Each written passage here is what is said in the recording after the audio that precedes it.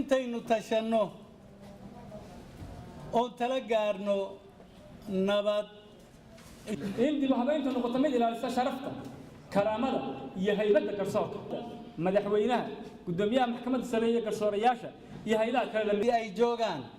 ogaada wax kale ma aha cudur kale ma aha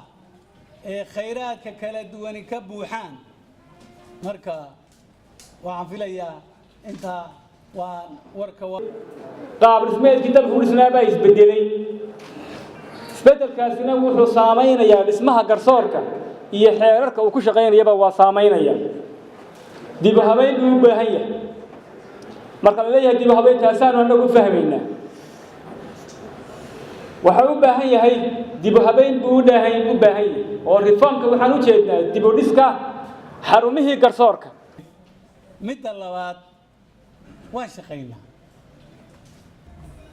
waxaan filayaa dalkani dal barwaaqa ayuu ahaan lahaa oo aynkaaga gudihiisa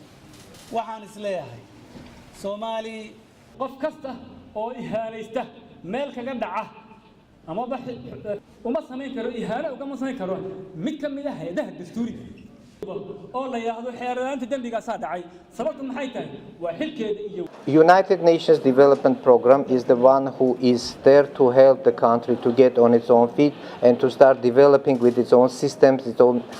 arrangement. And most importantly, the way we are looking now into a new generation of UNDP program, and the key message in this new program is inclusiveness. So we want Somali politics to be inclusive, we want Somali justice to be inclusive, and justice which reach all, so security to be inclusive, and jobs and employment economic opportunities also inclusive. Everybody need to, so this is the key message from UNDP, and we are here to help you to make this country a better place for you and for your children. ay ku ilaaliyaan xarumahooda aan iyagu haysan haddana u diyaaran inay u shaqeeyaan qarmidii guryahooda ay kaga yimaadeen wax la'aan umada halkooda kaga sii jiraan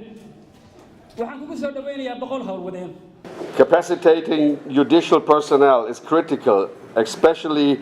at the federal member states, to ensure that the judiciary can fulfill its mandates and deliver justice service to the people in Somalia.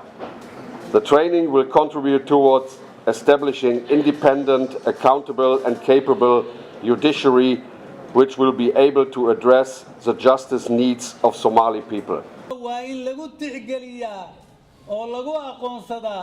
oo marka ugu horeysa iyagoo isku duuban inay xukuumadii ay farageliso oo la gasho oo wixii aad barataan oo idin kordha waa in laga arkaa goobihii shaqada ayadana goobtii shaqada waa in laga arkaa wixii la soo kordhiyo haddii ay noqoto marartu wala adri